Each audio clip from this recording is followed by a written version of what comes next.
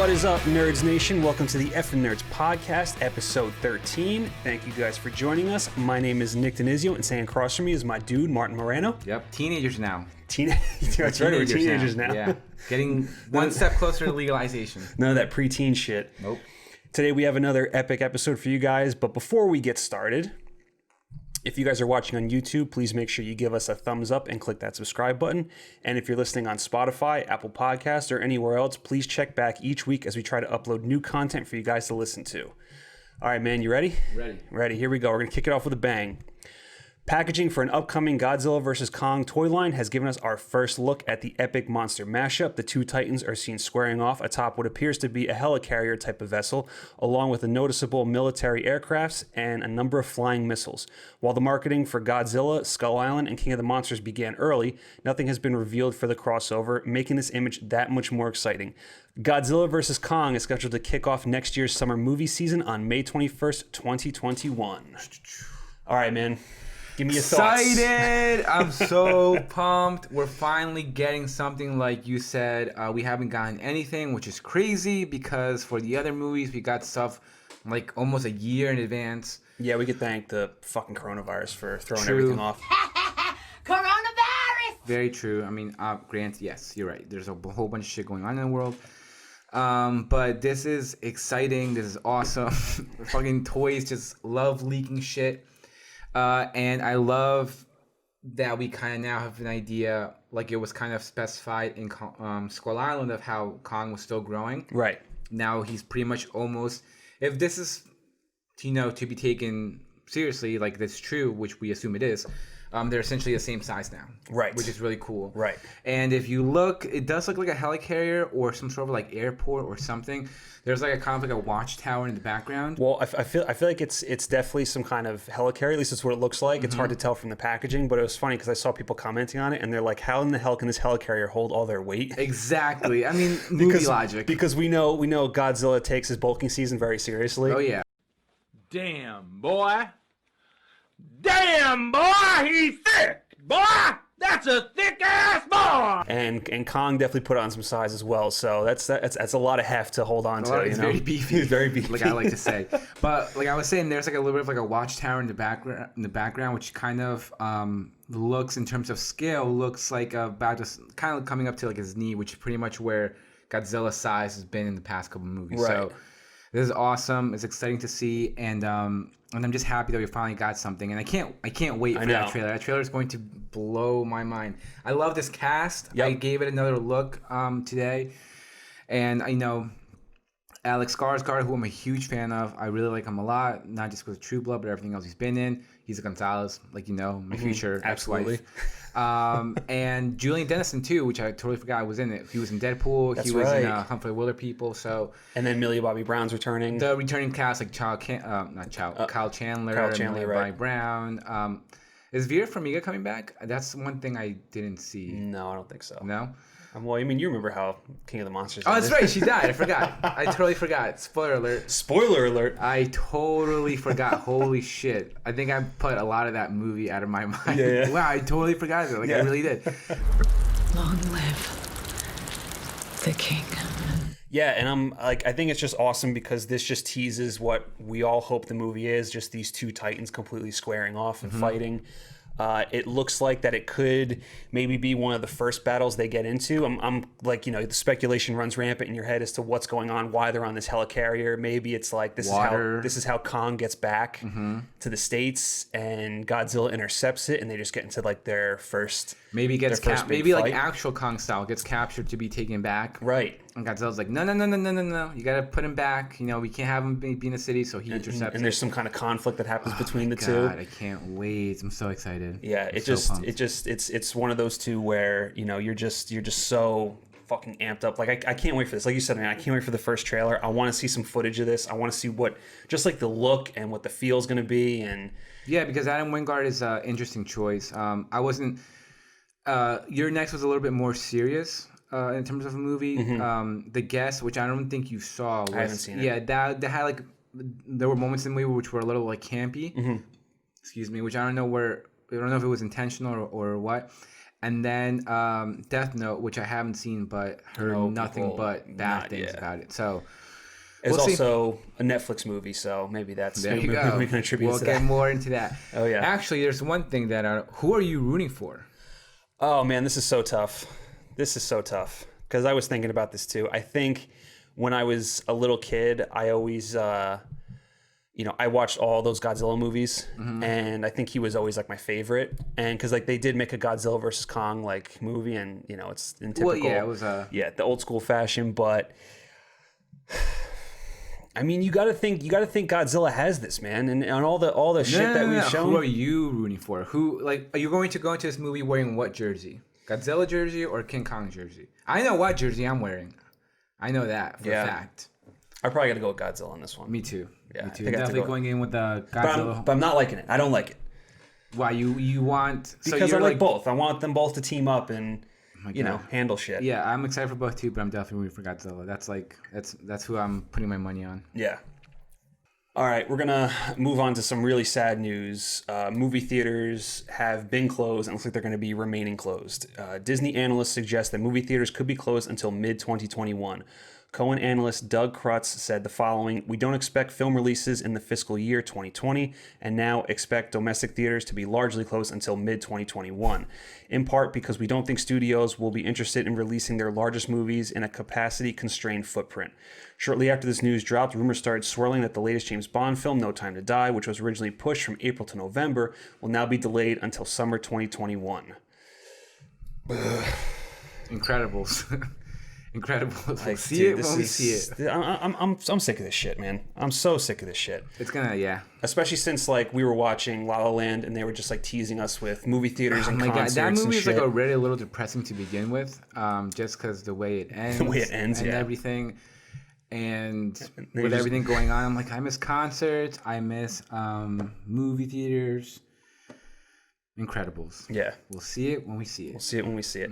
Yeah, and you know what this is too, like, and you might be able to like agree with this because there's been a lot of talk about how, are movie theaters dying? Are they going out? Is this it for them? And, just from us who love going to the theaters, and hopefully anybody that's watching that loves going to theaters, there's something just like magical and inspirational, and like when you see a movie in a theater and you come out of it and you just feel like inspired and rejuvenated and excited, and it's an escape. It's an escape for sure. And there's I mean, like for us, the cinema lovers, there's nothing like it. There's no feeling that can describe it. So not having this for like since March, and the fact that we might not have this until 2021, and then I'm seeing shit too where it's like overseas theaters are starting to open up, and there's a good chance they're going to get Tenet, and we're going to be the last country to see Tenet.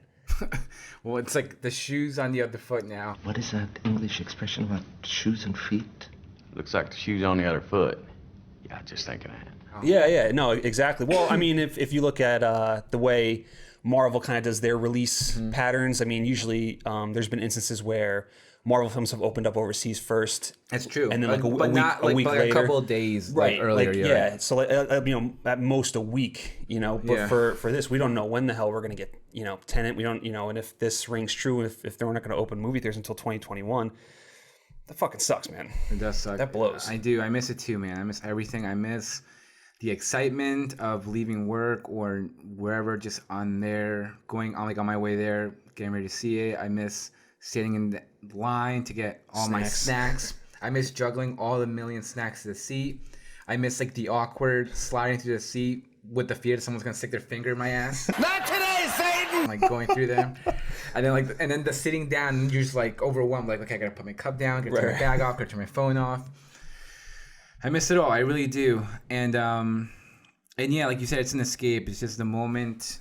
Like, that's the beauty of movies. You're just kind of turning your brain off. You're escaping into another world. And the fact that we're probably not going to get it anytime soon, it kills. Yeah, it stinks. It definitely kills. But, we can look onto the bright side of some stuff, I guess. While some movies are getting delayed, some are starting to resume production. Reshoots for Denis Villeneuve's highly anticipated Dune are happening soon, thanks to an Instagram post from Rebecca Ferguson. The Swedish actress took to social media to share a photo of some Dune artwork and captioned it, "Heading back to Budapest soonish for some additional reshoots." She also shared a photo of herself handling a massive sniper and captioned it, "But before that, more training for MI7, which has yet to get back underway after being shut down earlier this year due to the coronavirus."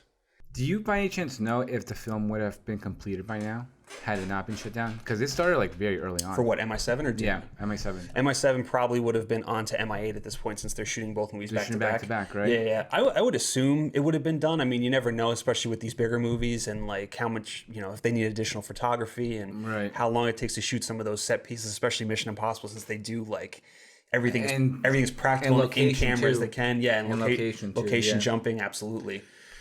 These Mission Impossible women, bro, just taking to the social media and just fucking shit up. Yeah, she looks like, I love Rebecca Ferguson. Like I said before, she kind of blew up, and for me, like I got really familiar with her through Rogue Nation. She's been great in almost everything I've seen her since then, and yeah, I'm excited. Like, good for her to, I guess, take the time during this pause of the Mission Impossible production to maybe, like train a little bit more. So that just goes to, like her mindset to take it upon herself to train a little bit more with the weapons. Haley Atwell's mindset to like take it upon herself to like really work out. Just goes to show how dedicated these actresses are and these actors are. And good for them, and I'm excited. I'm also excited about Dune 2. Can't fucking wait for that. Yeah, I mean, I think at this point we can expect it to get delayed. Most likely. It hasn't happened yet, especially like if this year is just going to get completely shut down when it comes to theatrical releases, and they're really just going to shuffle everything to 2021 and beyond. So my thoughts is that, for as bad as things might be, and as much as it sucks that we're not going to get these movies, I think the hope is that, and I think we've talked about this a little bit before, is you now have the time to just keep making your movies better and better and better. You can write more, you can do more additional photography when you get the opportunity polish shit if you're in polish it up. If you're looking at things and you're like, well, the writing's kind of lacking in this part here, and let's rewrite this and reshoot it. So you now have this time. So especially for a movie like Dune, because of the way the story is told and the massive special effects and just like everything about that movie. Even though it's going to be a little bit more grounded, we still assume there's going to be a lot of effects in it. Right, yeah. 100%. But just like, especially for Denis and like how he does his movies, it's the more time the better. Yeah, the more time the better that he gets to spend on it. So I think it's only going to improve what we were already going to get with Dune. Yeah, I just feel like as an artist, you take you always see it as it could be better. Yes. It could be better. So I'm sure even with this extra time, when it's all said and done, they're probably still gonna be like, oh, it probably still could have been better. But yeah, I love Denis Villeneuve. To me, he was the director of the decade, this past decade. The guy just put out work like every other year. Yeah. And I enjoyed everything he put out. I'm always going to be excited for the foreseeable future until he kind of proves me otherwise. I'm always going to be excited for what he does next. This movie to me just looks incredible. I cannot wait for this film. This is like definitely was one of my top 5 anticipated movies of the year. Everything I've seen from it, I know people have their complaints, whatever. Everything I personally seen from it, I'm so excited. It looks great. My expectations for this film just keep going up and up and up. And the fact that, like you said, good news that they're going to be able to go back and do some reshoots is a little reassuring considering everything that's going on. Right. And I'm pumped. And the thing too is they could take their time with these reshoots, because if they're not going to have this December release date, which most likely is not going, it's not going to hold at all. But you now have the time to really take your time on these reshoots and not rush. Because I'm sure they me to cut you off. Yeah. But I'm sure they if anyone knows where it's going to be delayed, it's probably them. Yeah. So if they do have already sort of idea that it's most likely going to be delayed, then yeah, like you said, now we like, hey, maybe what we wanted to do that we didn't have the time to do it, now maybe we can kind of go back and rethink a few things. And I would think at this point they've already been told the movie's going to be delayed, it just hasn't been made public yet, so they can properly plan and prep and all that good stuff. Because they care about what just you and I think. Yes. No one else. It's only on us. Yeah, it's only on us. They're like, we can't release it just yet because Martin and Nick are going to be upset, so we have to just hold on a little bit. What? Did we just become Bro, best he's friends? our best friend. He is our best friend. So keeping in line with movies that are restarting production, Set photos for Jurassic World Dominion have surfaced after the film recently resumed production in the UK. The photos showed what looks to be a crash scene with a plane stuck in the snow in an Arctic environment. Actor Jeff Goldblum also recently said that he is returning to set with a 109-page list of safety rules indicating that a series of protocols are being taken during the restart of production. And he also says something really fun, which I have here. Which I can just picture him saying it. What did he say? I wish I can do a Jeff Goldblum impersonation, but he's like, we know it's a risky time, but we feel it's good. Yeah, Sam Neill. There's Sam Neill there, and Laura Dern, and Chris Pratt, and Bryce Dallas Howard. Colin Trevorrow's directing, and there are going to be some dinosaurs. Like, I can just picture him saying all of it, and it's so amazing. I love Jeff Goldblum. Which that just reminds me, we still need to finish his show on Disney Plus, The World According to Jeff Goldblum, I think it's called. Yeah. So good. Fantastic show. But yeah, I mean, it's this is definitely exciting.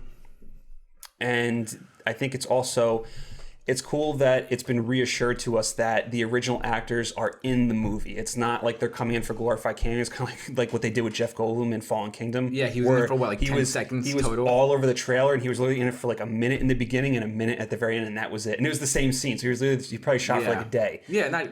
But this is definitely exciting. They are in the movie. They're going to be integrated into the plot. So I can't wait to see how that, like, because we don't know what the story is yet and how everyone kind of factors in. But I can't wait. Oh fuck!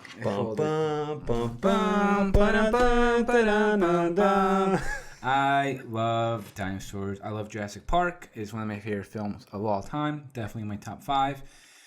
And to know that all these, that Dr. Ian Malcolm, Ellie Sattler, Dr. Alan Grant, that they're coming back for this, is so exciting. Like you said, that they're going to have sort of significant roles. And I'm so excited. And it's like, I think the only thing that makes me more excited about them returning and dinosaurs is like the fact that now just like Mission Impossible, not just like Mission Impossible, just like Dune, and now we're starting to get a little bit of reassurance that, productions are now kind of coming back. Coming back, right. Well, and they even said, too, Jeff Goldblum kind of went into more detail about what kind of protocols they are taking, and he basically alluded to the fact that they are shooting inside almost like a giant bubble. Yeah, it's almost like a quarantine bubble. Pretty much how like sports are right now. Yeah, so it's almost like they've been able to take a couple sets and just enclose them, and it's just like anybody... Well, that's what the set photo was like. It was literally like it was almost like it was open, but it was just like a circle, like a ring, and it had like a small set piece in the middle, which was the plane in the snow, which is also fun too. Like, why are they in snow? Right. Why are they in Antarctica? What's going on? Does this just take place during the winter? And there's somewhere. It looked like the plane was in ice. Okay. Yeah, just ice. So maybe, oh my god, we're gonna get some white dinosaurs. That's kind of cool, man, because we've never had a Jurassic Park movie set in like. And you know me, bro. I love my nature. Right. I love my nature. So I'm all about the Thing vibes with like monsters in the snow. I'm all about it. Besides the Indoraptor, the only time we really got like a white dinosaur was the lead raptor in Jurassic Park 3. So I'm all about, having different colored dinosaurs, so we can get some like sort of white dinos camouflaging with the snow, shit like that. Right. Oh, I'm all about it. Well, I also think it's smart too, because at this point, especially when you've reached the 6th movie in the franchise, it can get stale. It can get stale, and like audiences could be bored by seeing the same thing over and over again, which is why I think what happened to Fallen Kingdom a little bit, because it's like, they're on the island and there's dinosaurs running around. It's the same shit I've seen for the last 4 movies. But you didn't see them get auctioned. I didn't see them get auctioned. Oh, and Indominus Rex. I think I just said Indoraptor, not Indoraptor. The Indoraptor was dark gray. The Indominus Rex was like white. Yes. And she's like, why is it white? Oh, it's white. You never told him it was white. Is that good? It's fantastic. But yes, like you said, they made it white for a reason, because kids wanted to see something different. Right. And I always loved, even though I didn't like the last one, I always loved kind of what the talk going into the whole new franchise of just that, of having the idea of a kid leaning up against a T-Rex like case or whatever. Yeah, it's almost like the cage, T-Rex like the enclosure. Yeah, like leaning up against a T-Rex display with like a phone in his hand, because that's just how kids are nowadays. Like that whole notion, like let's bring something new to it. And they did that with Jurassic World for the most part. Like, we now finally got to see the park operational and functioning. Right. Yes, the dinosaur broke out and the same thing happened, but still, people getting eaten. And then we kind of I think we kind of went a little bit backwards with Fallen Kingdom, which was disappointing. But and it looks like we're getting at least something new here in regards to like the snow and the environment and the setting. So yeah.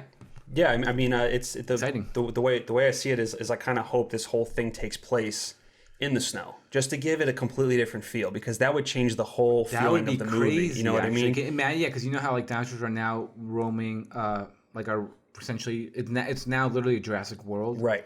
Maybe they have to go to the snow. That's the safe haven. Right. Or for whatever reason, like their journey takes them to, this cold location and they have to do something. About the whole movie, I don't know about that, but maybe like a nice chunk. Right. Maybe like an act or a nice portion of the movie. That would probably be nice. Just give it a different setting. Yeah, I think that would be kind of cool if you made it more of like a globe-trotting type of movie where they're going from, location to location to whatever, whatever the adventure brings them, as to why they have to go to these different places. But, that's like the fun of it. That's the fun of speculating and where this could possibly go. But the fact that we are at least going to get some sort of sequence in the snow, I think is pretty exciting. What if they mix genres? Like I said, a thing. So out of nowhere, they're like, it's dinosaur, and then this one, oh my God, can you imagine the Thing disguising himself as a fucking raptor? Oh my God, that would be incredible. It would be kind of wild. That'd be awesome. I need that now. I need it. Get on it, Conchavar. I know you're listening.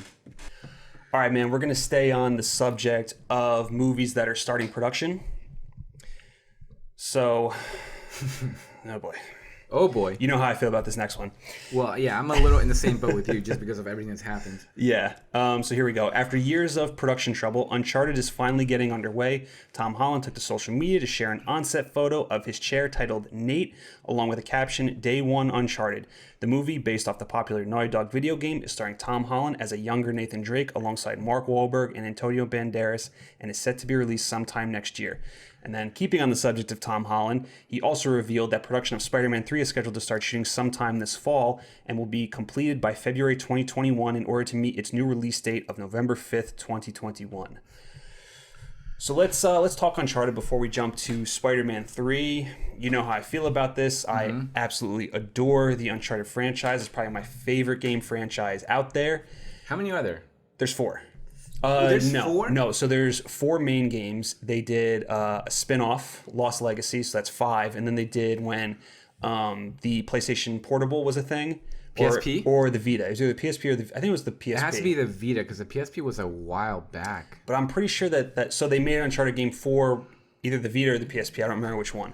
But yeah, it's like I said, one of my favorite game series, and I don't know how I feel about this project. I am absolutely fine with Tom Holland being casted as young Nathan Drake because there are times during the video game series where you play as a younger Nate, and Tom Holland kind of looks like him, and I feel like Tom Holland can capture that charm in terms of like if he was ever to stay in the role and play like an older Nate. I actually don't see it. I don't see Tom Holland growing up to become the Nate that you play in the video game, but I think as long as he can capture the spirit and essence of Nathan Drake, I think he'll be fine. My biggest issue is the casting of Sully, which is Mark Wahlberg. Now, the reason why Mark Wahlberg, I think, is in this movie is because way back in 2010, David O. Russell was attached to direct Uncharted with Mark Wahlberg starring as Nathan Drake. David O. Russell, that's an interesting choice. Yeah, and apparently, because the idea was that because David O. Russell's movies largely revolve around dysfunctional families, and Nate is somewhat of an orphan, and Sully's kind of like his surrogate father. He's like his father figure almost. So they have butted heads in the past, and it's like they have a mutual respect for one another. So the idea is that they can capture that sort of like essence, and David O. Russell, I think, could have brought a lot of quality to that. But the project obviously fell apart. And then Mark Wahlberg, multiple times. And then Mark Wahlberg, I guess, was still linked to the project for some reason, and now he's playing Sully, which he looks nothing like Sully. He talks nothing like Sully. I don't think he can act anything like Sully. He's not going to look good in that Sully mustache. So, yeah, I don't see him in this, and that's kind of where my biggest. Did you picture Mark Wahlberg as like an older Nathan Drake? He definitely has more of the look. I don't know if he can have like that spirit and that charm that Nathan Drake has. Gotcha. So they actually did an Uncharted fan film. I think I told you about this. They did a fan film with Nathan Fillion as Nathan Fillion as Nate, and people have fan casted him as Nate for years. He does have somewhat of Nate's look, but where he really captures it is in his like, because Nate's a smart ass and a wise ass, and he's always cracking jokes, and he fills that like role like to the T. And like the fan film is really good. They have guy from Avatar who plays the villain. Sam Worthington? No. Oh, you mean he was in Don't Breathe. Lang, Lang. Stephen Lang. Stephen Lang. So they have Stephen Lang as Sully, which is an interesting choice, but he actually fits it well, because Sully's kind of he's older. He chomps on cigars all the time, and when they have Stephen Lang when he comes in, he's doing that exact same thing, and it actually works really well. I've never played the game. I don't know anything about it, but for some reason I'm picturing Sam Elliott. Dude, Sam Elliott would be great. I think Sam Elliott would be fun. You're saying it's someone older. You're saying a mustache. I'm just picturing Sam Elliott for some reason. Right. Actually, what's funny too is Tom Hanks in Sully looks like Sully. So Tom Hanks possibly too. Tom Hanks would have been a good pick. I think he would have been a really great pick. Yeah, but just the fact that this movie has just been in production hell for so many years, and it's had so many different directors. It's hard to get behind it. It's hard to get behind it and have confidence in it. I was actually really on board when Dan Trachtenberg, who did Trachtenberg, the one who did Cloverfield Lane. Yeah. He was attached at one point as director, and I was all for that. What episode did he do? He did The Boys. He did the pilot of The Boys. Yeah, he did the first awesome. episode, which is really awesome. And I had seen interviews with him when he was still on board to direct it, and he said how much of a fan he was of the games, because I think he himself said he is a gamer and he has played all the games. So the fact that he brought that knowledge with him and to his story is also really cool too, of how it's just one of those stories of how you put something out there, gets picked up by the right people, and then boom. And next thing you know, you're working with Abrams on a Cloverfield movie. Yeah. But I was on board with Uncharted when he was on board to direct, and when he left, that was such a big bummer. And how many directors has it even gone through at this point? Because I mean, like I said, I'm not familiar with the project. I think it's close to. I want to say it's close to 10. They've had just come in and out. Like it's wild. It's like this and like The Crow also, just constantly just going back and forth, recycling. I don't think The Crow's ever happening at this point though. Yeah. But yeah, also the fact that it's a comic book movie, it's never like a video game movie. Video game, not comic book movie. But yeah, video game movie, they just haven't really had much luck in like ever, I don't believe. So yeah, this is all you. Yeah. So I guess I do love Antonio Banderas though, which I think he's playing the villain, which is a fantastic pick for the villain. So hopefully, Antonio Banderas is one of my favorite actors. If you have not seen Plain and Glory, definitely go check it out. It's a fantastic film. But I know. Sure. It's hard because Uncharted is like Indiana Jones or Tomb Raider in the sense that it's this big, globe-trotting kind of film where they're chasing after some sort of buried treasure. So that in of itself just makes for, like a fun movie. But like I said, with the team that's behind this, it's hard to have confidence in it, which is a shame. Who's the director again? Ruben Fletcher.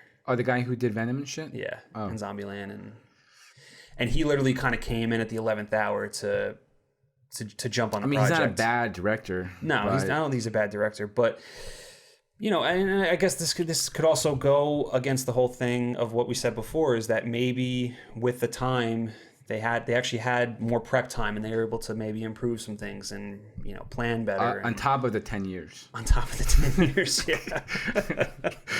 Yeah. So we'll see. But jumping on to Tom Holland's other massive project, Spider-Man 3. Small film, indie film, no one's really heard of. So I think the scheduling for this is interesting because, that means Uncharted is not going to take that long to shoot, which is weird to me considering that's a very set piece oriented type of film.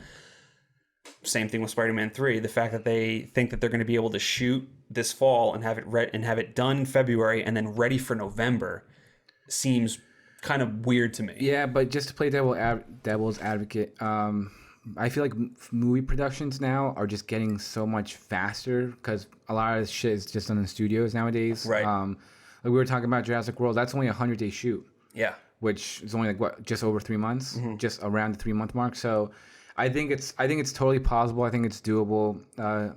Technology and CG nowadays is crazy. And I guess with Spider-Man, you have a lot of very heavy CG sequences. Yeah, where it's literally all CG. Everything's like CG. No actors. It's crazy. All you had just a couple templates to get terms of like a location and shit, where stuff is, to get like reference points. Other than that, it's all green screen. Right. All these MCU movies are all shot in studios anyway. So. So yeah, I think it's totally doable, and I'm excited to get some information on what Spider-Man 3 is going to be, because that cliffhanger, man, it's crazy. We still don't really know who the main villain is. Right. We don't know anything about it. So yeah, wait and see. All right, we're going to jump into some casting news, some DC casting news. Let's see how I butcher this fucking name. Centennial, I believe. Centennial? Okay, thank you, man. So, yeah. Noah Centineo has been cast in DC's upcoming Black Adam film starring Dwayne Johnson. The former Disney actor is set to play Atom Smasher, a protagonist in the DC universe who has the ability to manipulate his molecular structure in order to grow in size and increase his strength, stamina, speed, and durability. The film is scheduled to come out next December and is being directed by John Collette-Serra, who is known for The Shallows and Orphan, and has a familiarity with Dwayne Johnson after collaborating with him on Disney's live-action version of Jungle Cruise, which still also does not have a release date. True. Yeah. True. Oh, he doesn't have a release date, or it got delayed? Well, it got delayed. It got delayed. Right, It was supposed to come out in the summer. Right. Yeah. This is interesting. I find this news to be interesting on a couple points.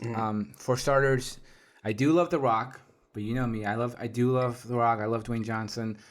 The guy's charismatic. He's just you can't help but to love the guy. However, he has kind of become like a brand at this point. Right. And him, I feel like sometimes he's just being a showman for said brand. Yes. Which also is kind of just like natural to him, given his like background in wrestling and everything. He's always kind of been like sort of showman. Yes. Yeah. So I feel like sometimes I find it hard to buy him. I don't really know when he's being genuine or not, because I feel like a lot of times he's just selling shit. Right. And even when it comes to like his movies, he like, if there's like a smallest announcement, he'll post on his Instagram and have like a 5-paragraph caption talking about how like what amazing choice, whether it's a visionary director or an amazing actor or actress, whatever. He didn't really say anything for this, which is... Well, I think he did, but it's just the fact that like Black Adam's been in development for so long, and then when news drops for Black Adam, it's just so few and far between. You know what I mean? So it's like, because I remember when the director got announced, and he did do a post on it and talked about it and all this stuff. Yeah. So he did do a post for this. Yes. Maybe I just missed it. Okay. Yeah. But this was like, I mean, he's been attached to this project for a while. I think this was like when they were still, even when they were still filming Jungle Cruise. But didn't Noah Centineo just get cast? Well, he did. I'm talking about the Dwayne Johnson doing a post for the director, not for... Yeah, I'm talking about for Noah. Oh, I have no idea. That's what I'm talking about. Yeah, I have no idea. Because like you say, yeah, so he normally does that. So for this, I'm not sure. Fuck, I should have checked. Can you check real quick? Yeah. A few moments later. So we're back. We just checked. He did not post anything about it. Which, look, it's not the biggest thing in the world, you know, but just given how he normally does do that, how you say he's a salesman. Right. And because when you think about it, he's almost like a bigger outlet of some of these media.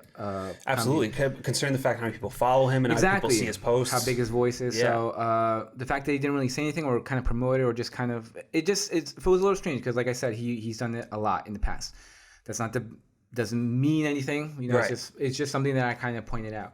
Another thing that I find interesting about this is the age difference. I believe he's like close to like around like 20 or more years younger than him. Yeah. So for okay, I'm not too familiar with Atom Smasher. I know he had a little bit of a brief stint in The Flash in season 2, which he normally played a villain. He was like a antagonist. For the most part, from what I'm aware of him, he's a protagonist. Right. So if he is going to come in and be like sort of an ally to Shazam, that could be fun because like I said, we're talking about the age difference here. So if he can manipulate his size and stuff, maybe there's a Jekyll and Hyde aspect to it where he can kind of grow, be brooding, be intimidating. Next to Black Adam, also the age difference could probably create some nice dynamic, create some banter or something. Well, I was gonna say too, like I didn't even think of that in terms of like the movie aspect. Like he is a younger actor, you know, and then pairing with Shazam, who is also young. You know what I mean? So yeah, so the fact that do we know Shazam's gonna be in it? Not in Black Adam. So, which is curious, I'm getting hit that Atom Smasher's getting his intro in Black Adam because I was hearing rumors that you're gonna have Hawkman. Oh my god, I would love that. Yeah. Wait, so Noah Centineo is cast as Atom Smasher for Black Adam or for Shazam? for Black Adam. Right. So, so you're talking about for future. Talk about future For the reference, future, yeah. right? Well, Which could be fun. Well, because you don't know the age. Like I know nothing about M Smasher. I had no idea who the character was until this news dropped. So I don't know what his age is supposed to be in the comics. The fact that He's older for sure. right. So the fact that he's so young can only lead me. I believe he's also a scientist. I Okay. believe so, but I'm not too familiar with him that either. Right. Yeah. But this just leads me to believe that if he is going to be an ally to Shazam, maybe there's a reason why they cast him so young, is to have more of a relatable aspect to it. There you go, Nick. Right. See, that's why I have you here. That's a good point. That's a good point. That's why we get paid the big bucks, Right. people. That's why we get those big checks come in. Yeah. Because we can point these things out. That's a great point. The fact that that's a good point. That maybe have him a little closer to the Shazam actor's age because have some sort of relationship there. Mm-hmm. And but you could.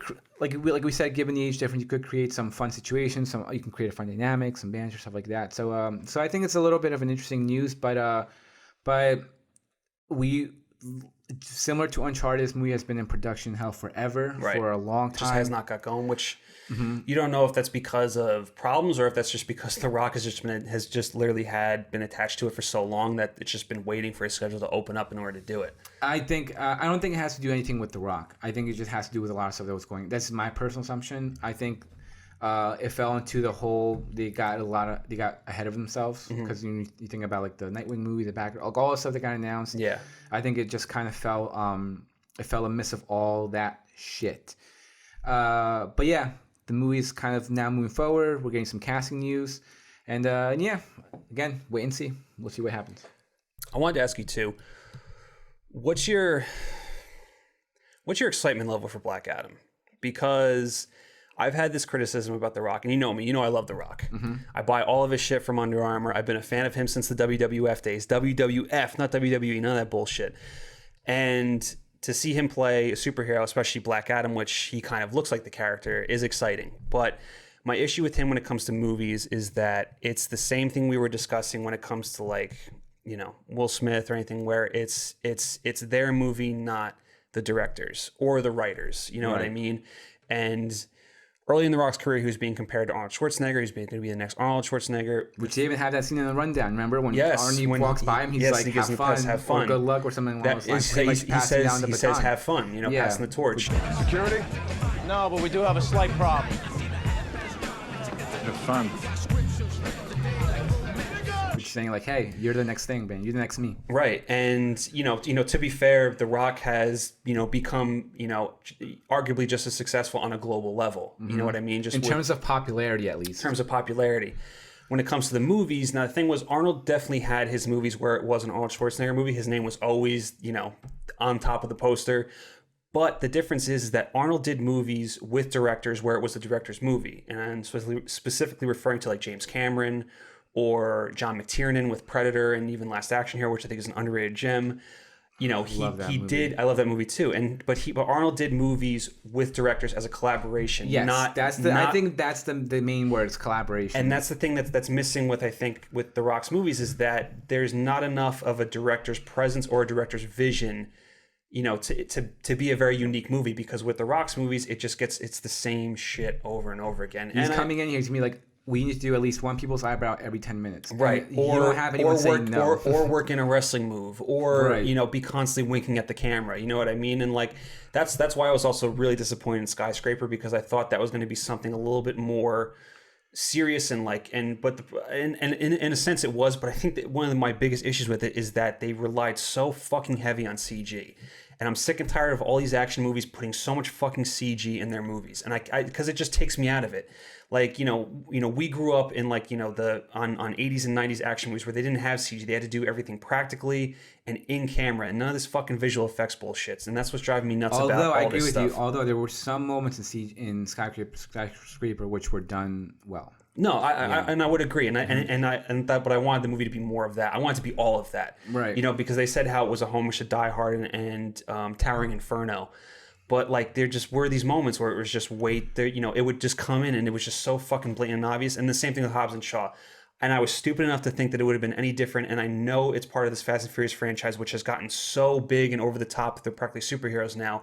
But I was really hoping for like a little bit more of a grounded, not so CG heavy movie where it was just like, you know, old school action with, you know, The Rock and Statham. Yes, just mitts. Fucking mitts. And that's what I've always wanted for him, and he just hasn't fucking done it yet. And, you know, now he's doing this, which is obviously going to be way more CG heavy than probably anything he's ever done. But I guess the hope is that the fact that it's under DC and there are more people who have a say in what it's supposed to be and its vision. And I hope it's more of that. I hope it's not like him coming in and just saying what it should be. That's the problem, though. It's like, the question is he going to be collaborative?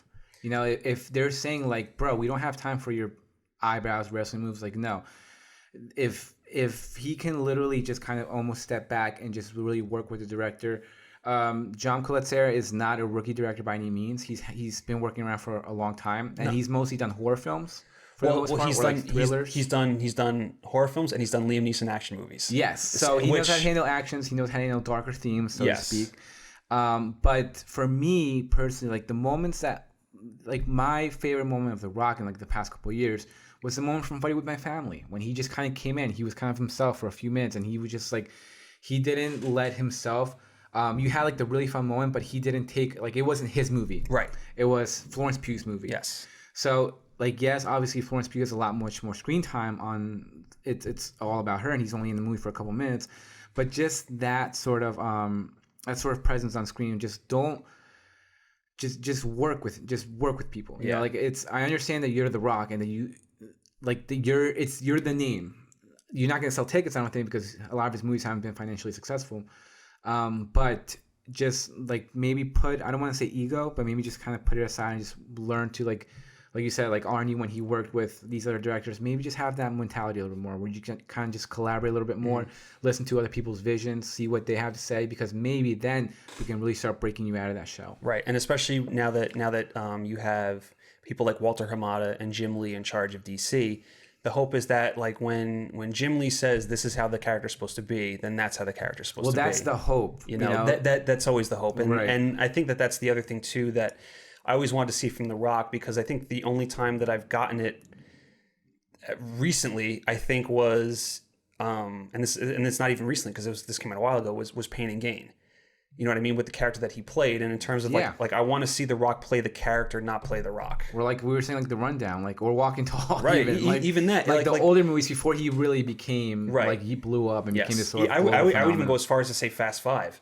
Fast Five is probably my favorite performance of him as Hobbs, because I think, and it's in keeping with the tone of the Fast and Furious franchise, it's just gotten more and more ridiculous. And I think the character's gotten more and more of like a caricature than what it was in Fast Five. Right. You know? But I agree with you. Just like you said with Jim Lee and Walter Hamada, like, we just kind of hope that it's their word. And it's not like, if you have a vision, you think it should be a certain way, then stick to your guns. Right. Don't just kind of like bow down because it's The Rock saying like, no, let's do it this other way. It's like, Well, and I, you know, me being the optimist, I would assume that that's how it's going to go, that it's going to be a collaborative effort, and that they make something good, because they're also trying to keep in continuity with Shazam, and they're trying to kind of make that its own little like universe. Which you can always make the argument that his sort of lighthearted family films are the ones that work better. That's very true. Yeah, and he was a producer on Shazam, so the fact that he's already worked with some of these people before, he's had I'm sure he's had tons of conversations with Walter Hamada and Jim Lee about this project. So the hope is that it's going to be a nice collaborative effort, and we're going to get something special. Is that thunder? I think so. Oh. Yeah, me too. All right, Martin, now we're going to move on to our main topic of the day. All right, Nicholas. And it's some motherfucking Netflix news. Mother effing Netflix news. We don't censor on here.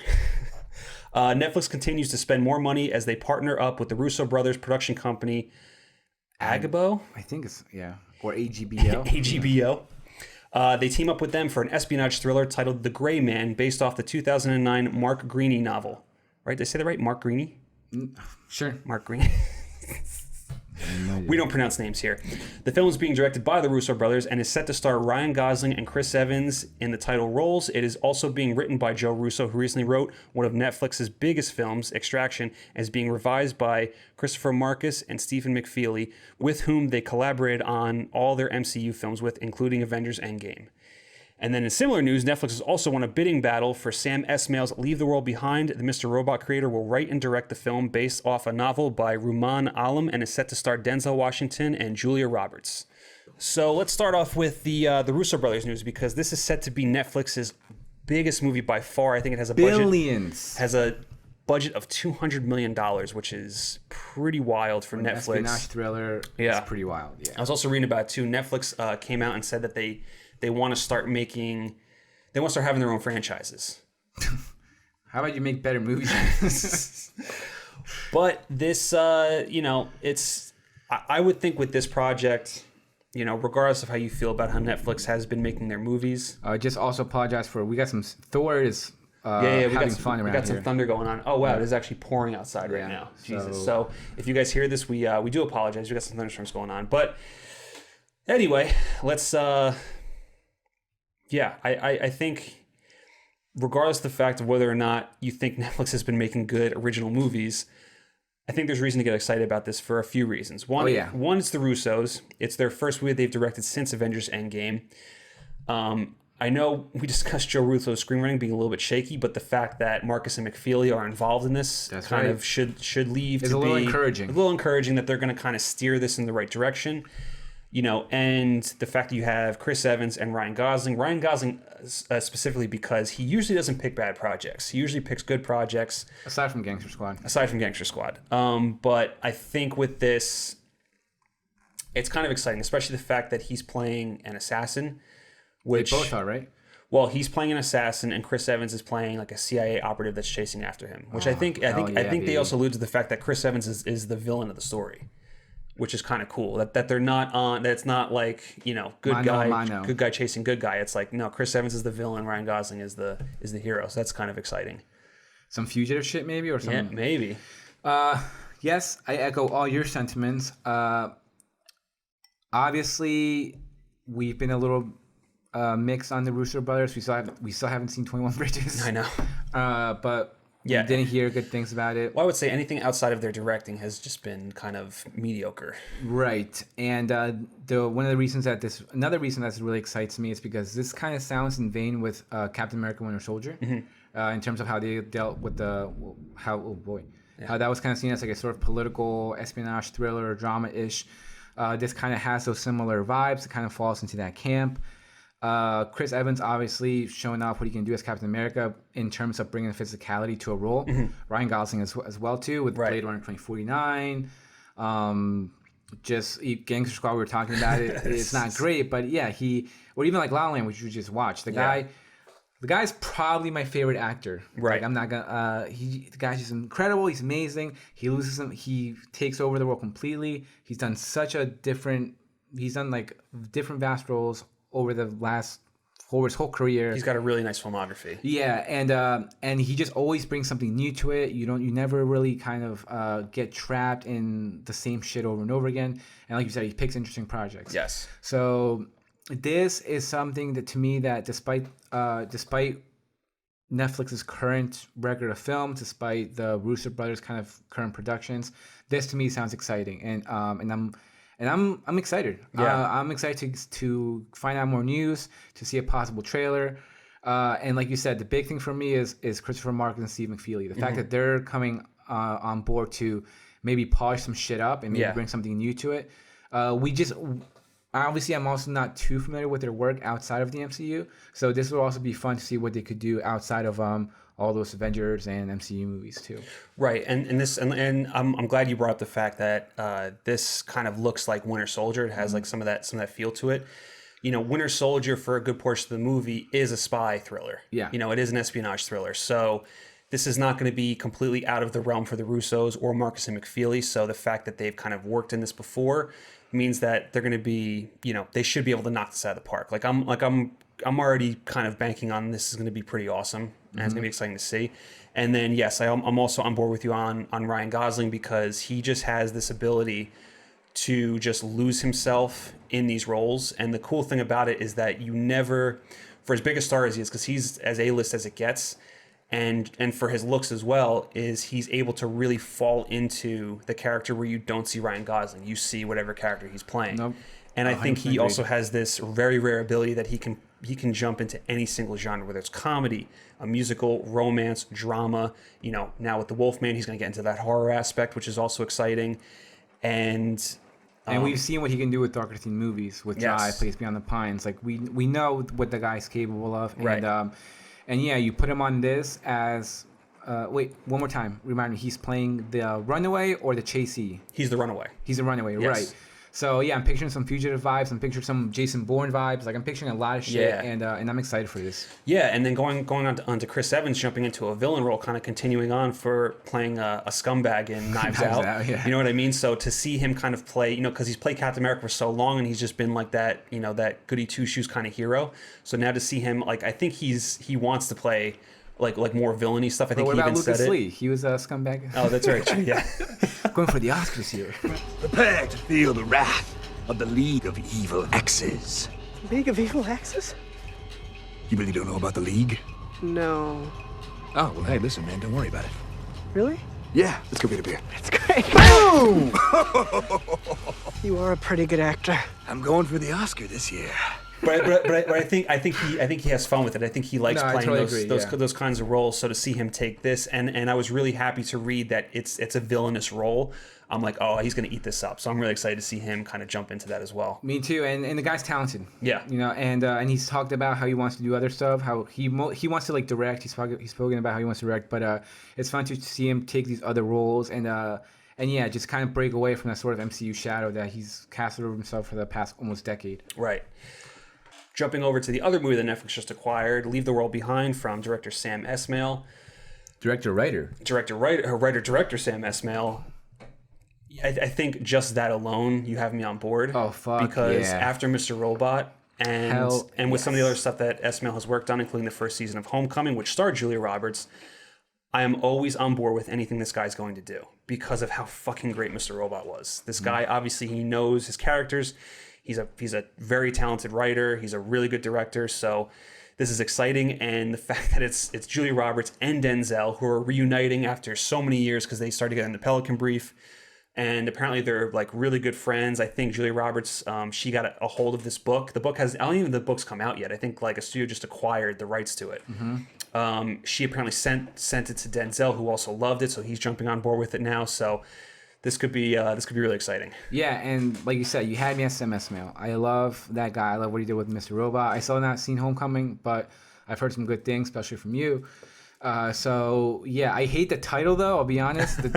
And again, I apologize. There is like a fucking hurricane going on right now. I don't know what's happening. Yeah. Some serious thunder. We got lots of rain and thunder, but it's nice. It's nice ambiance in the background for you guys.